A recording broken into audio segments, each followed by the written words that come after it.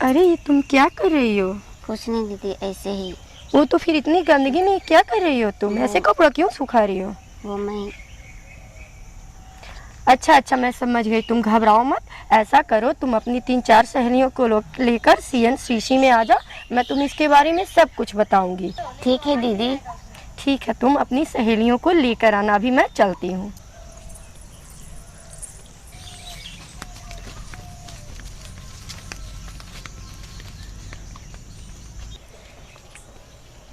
रेखा दीदी, रेखा दीदी। हाँ कौन?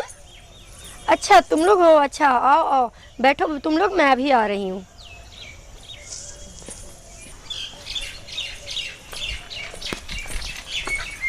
लो ये चादर बिछाओ, उसके बाद मैं तुम्हें सब कुछ समझाती हूँ।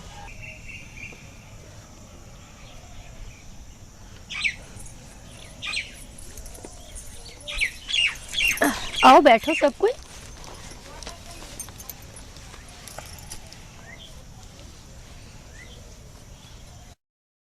नमस्ते बच्चियों। नमस्ते दीदी।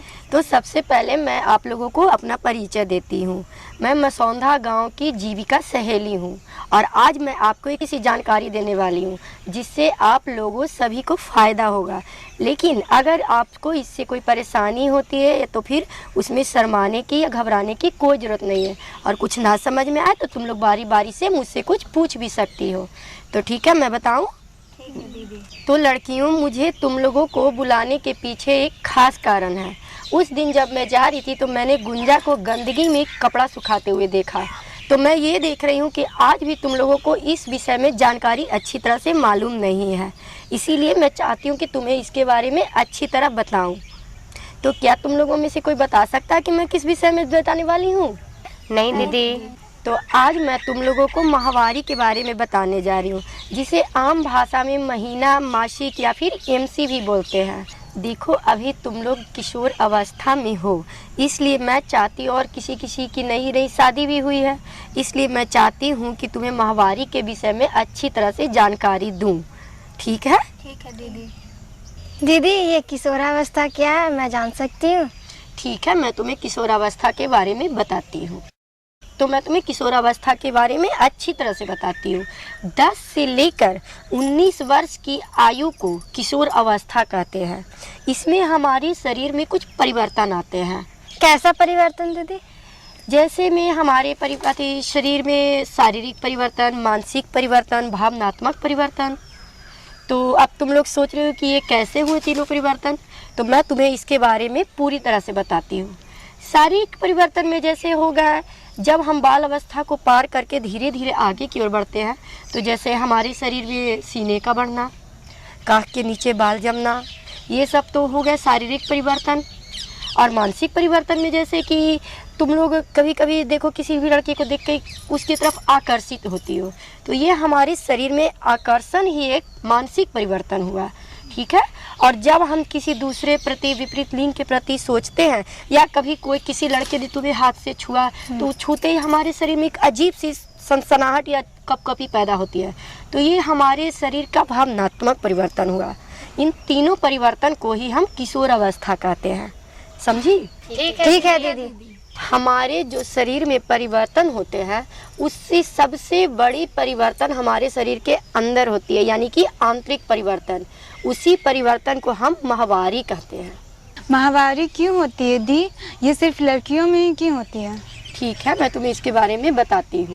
ठीक है, मैं तुम लोगों को माहवारी के बारे में अच्छी तरह बताती हूँ। जब लड़कियाँ किशोर अवस्था में पहुँचती हैं, तो उनके शरीर के अंदर से एक योनि के द्वारा खून का बहाव होता है, जिसे हम एक साधारण तौर पे माहवारी कहते हैं। ठीक, इसको जैसे कि हर महीने में 4 से 5 दिनों के लिए होता है, लेकिन ये 4 और 5 दिनों के बाद ये रुक जाता है, और फिर ये 25 से 32 दिनों के अंतराल पे पुनः शुरू होती है। इसे ही माहवारी चक्र कहते हैं। ठीक है? ठीक है। और इसकी शुरुआत 10 से 15 वर्ष के आयु में होती है। ठीक है? और ये नियमित होती है। ठीक है दीदी। परंतु दीदी, पिछले माह में मेरा माहवारी आया था, लेकिन इस महीने में नहीं आया। ऐसा क्यों दीदी? आप तो कहते हैं यह हमेशा नियमित होता है। हाँ हाँ ऐसा है, लेकिन इसमें क्या होता है, शुरू शुरू में ये अनियमित होता है, लेकिन फिर धीरे धीरे ये नियमित हो जाता है। ये कोई बड़ी समस्या नहीं है। ठीक है दीदी। अच्छा दीदी, या क्या खून निकलने से शरीर में कोई तकलीफ होती है? नहीं नहीं, ऐसी कोई बात नहीं है। इस खून के निकलने से हमारे शरीर में कोई कमी नहीं होती है और ना ही कमजोरी होती है। मैं तुम्हें इसके बारे में अच्छी तरह से बताती हूँ, ठीक है? ठीक है। तो जैसे ये होता है क्या, हमारे शरीर में एक अंडाशय होता है और उसी अंडाशय के चारों तरफ गर्भाशय जो होता है हमारे अंदर, उस गर्भाशय में एक खून की परत जमी हुई होती है, ठीक है? जिससे हमारे शरीर के अंडाशय से निकलने वाला वो अंडा उससे जाकर चिपक जाता है और यही इसी अंडे के साथ जब पुरुष का शुक्राणु, जिसे आम भाषा में उसका बीज बोलते हैं, जब उसके साथ संपर्क में आता है तब हमारे अंदर वो गर्भ ठहरता है, जिसे हम बच्चा होना भी कहते हैं। और यही जब शुक्राणु हमारे शरीर में अंडे के साथ नहीं मिलता है तो वो परत जो खून की होती है गर्भाशय में, वो टूट जाती है और टूट कर वो जब नीचे की ओर अपने आप से गिरती है तो इसे ही माहवारी कहते हैं। समझी? जी जी दीदी। दीदी, ये जो जानकारी जो आपने दी है ये तो हम लोग को कोई बताता भी नहीं था। हाँ हाँ, इसीलिए तो जीविका सहेली का ये काम ही है कि तुम जैसी लड़कियों को हम अच्छी जानकारी दें और इससे तुम लोगों को कोई फ़ायदा पहुँचे। इसीलिए मैंने तुम लोगों को बुलाया था यहाँ। लेकिन मैं चाहती हूँ कि जैसे मैंने तुम लोगों को इस बारे में जानकारी दी, उसी तरह से मैं तुम लोगों को कुछ और भी जानकारियाँ देना चाहती हूँ। जैसे में इसमें कुछ सावधानी है, कुछ परेशानियाँ हैं जो तुम लोगों को बराबर होती होगी, लेकिन शायद वो तुम लोग समझ नहीं पाती। जैसे में देखो, जब ये हमें शुरू होती है तो इसमें हमें थोड़ा दर्द का सामना करना पड़ता है। जैसे हमारे पेट के नीचे वाले हिस्से में दर्द होता है, कमर में दर्द या फिर जांघों में भी दर्द होता है या नहीं? हाँ। तो क्या तुम लोग इसके बारे में कोई उपाय अपनाती हो? नहीं दीदी। तो इसके लिए तुम लोगों को चाहिए कि जब ऐसा दर्द हो तो अपने घर में कुछ बोलें या फिर हो सके वो तुम्हारे अच्छे चिकित्सक के द्वारा इसके बारे में दिखाएं, क्योंकि अगर समय पर इन चीज़ों का ना ध्यान रखा गया तो ये छोटी छोटी दिक्कतें तुम लोगों को लिए बड़ी बड़ी परेशानियां बन सकती हैं। समझी? जी दीदी। और एक चीज़ और, मैं तुम लोगों को सावधानियों के साथ साथ कुछ जानकारी सफाई के बारे में भी देना चाहती हूँ। वो क्या है दीदी? जैसे में देखो, जब हमारी माहवारी होती तो कितना भी लोग बहुत लापरवाही से काम लेते हैं। ऐसा नहीं करना चाहिए। आए दिन जैसे तुम लोग नहाती हो, साफ़ सुथरे कपड़े पहनती हो, इन दिनों में अक्सर कुछ लोग ध्यान नहीं देते हैं।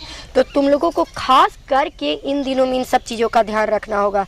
जैसे में साफ़ सुथरा कपड़ा पहनना, अच्छा से नहाना, उसके बाद अपने गुप्त अंगों की सफाई करना।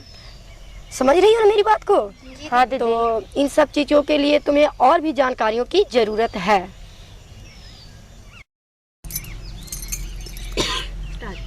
तो देखो, जैसे मैंने गुंजा देख रेख और सावधानियों की बात की, तो जैसे जिस दिन मैं उस दिन आ रही थी तो तुम कितनी गंदगी में कपड़े सुखा रही थी, लेकिन वो सही तरीका नहीं है। मैं जानती हूँ कि थोड़ी सी शर्म संकोच होती है, लेकिन ऐसी कोई भी घबराने की या संकोच की ज़रूरत नहीं है। ये प्रत्येक महिलाओं में ऐसा होता है। तो फिर क्या हम ऐसे छुप छुपा के या ऐसे बिना जाने पहचाने कुछ काम करेंगे तो हमारे शरीर के लिए हानिकारक है। तो मैं इसके बारे में तुम लोगों को अच्छी तरह से बताती हूँ, ठीक है? ठीक है दीदी। ठीक है, मैं तुम लोगों को आज इसके बारे में और कुछ जानकारी भी देती हूँ, ठीक है? जैसे उस दिन तुम गुंजा इस्तेमाल कर रही थी कपड़ों के लिए, तो उसके बारे में मैं तुम्हें अच्छी तरह से बताती हूँ। देखो, ये सूती कपड़ा है। ये तो हम लोगों के घर में आमतौर पर आसानी से मिल जाते होंगे। तो मैं तुम लोगों को इसका पैड बनाने के लिए सिखलाती हूँ, ठीक है? जब हम ये सूती कपड़े लेंगे, अपनी ज़रूरत के अनुसार इसे फाड़ लेंगे, ठीक है? जैसे ये देख लो, ठीक है? तो मैं इसे इधर रख देती हूँ और उसके बाद इसे इस्तेमाल किए हुए सूती कपड़े को हम अच्छी तरह से धो लेंगे। अगर कहीं डेटॉल वगैरह मिले तो उससे, और ना तो नीम के पानी में खौलाकर इसे हम धो ले सकते हैं, जिससे ये जीवाणु कीटाणु रहित हो जाए, ठीक है? ठीक है। और उसके बाद इसे अच्छी तरह से कड़ी धूप में सुखा लेंगे, ठीक है? और उसके बाद हम इसे अच्छे से मोड़कर इसे बनाएंगे, ठीक है? इस तरह का। अगर हम इस तरह से बना लें तो ये देखो, ये हमें नरम और गद्देदार लगती है। ठीक है, अगर हो सके तो उपलब्ध हो तो कोई रुई वगैरह का भी आप इस्तेमाल कर सकती है, जिससे आपको कपड़े की कमी का भी एहसास नहीं होगा। कम कपड़ों में आपको रुई ज़्यादा आरामदायक लगेगी, और वो है कि वो सोखता भी ज़्यादा है। ठीक है, तो तुम इस तरीके से सूती कपड़े को मोड़कर इसे इस्तेमाल कर सकती हो। लेकिन फिर इसे निकालने के बाद इसे अच्छी तरह से धो, और उसके बाद जैसे हम तुम्हें बताएं कि कीटाणु रहित इसे बनाने के लिए, तो इसे फिर उसी तरीक़ा से धोएंगे। और अगर जहाँ तक हो सके तो दोबारा इसे इस्तेमाल ना ही करो तो ज़्यादा बेहतर हो। लेकिन अगर हमें ऐसा ना मिला कि उपलब्ध नहीं है मेरे पास इतना कपड़ा, तो इसे हम अच्छी तरह से साफ़ करेंगे और पूरी तरह धूप में सुखाकर पुनः इसे इस्तेमाल करेंगे। तुम लोगों को अच्छी तरह से इस बात समझ में आया? जी दीदी। ठीक है, तो मैं तुम्हें एक और जानकारी और भी दे देती हूँ। ठीक है ठीक दीदी। है, तो जहाँ तक ये कपड़े की बात है, तो ये कपड़ा मैं तुम्हें तो साधारण इसलिए बता रही हूँ ताकि ये गांव गिराव की लड़कियों को नहीं मिलती। तो मैं तुम लोगों को इससे भी ज़्यादा सुरक्षादायक एक और सामान को बताती हूँ। ठीक है जी। तो देखो, मैं तुम्हें बताती हूँ। ऐसे ही इसे पैड कहते हैं। ऐसे तो आमतौर पर ये हमें बाज़ार में मिलती है, लेकिन गांव में आशा दीदी के पास ये सब हमें कम कीमत में, जैसे 5-6 रुपए में मिल जाती है।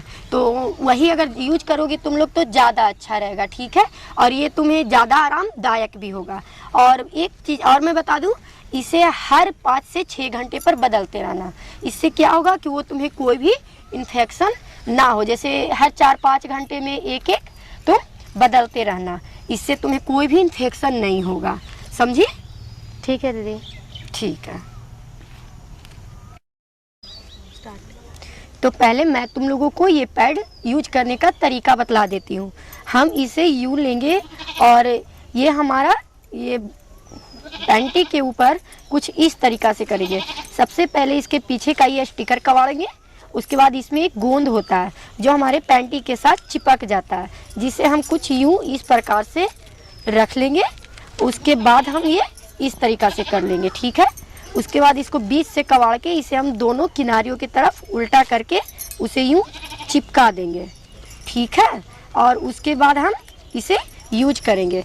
इस चिपकाने से ये क्या होता है, ये इधर उधर घूमता नहीं और हमें कहीं भी दाग वाग लगने की ज़रूरत नहीं पड़ती है, और हम आरामदायक महसूस करते हैं।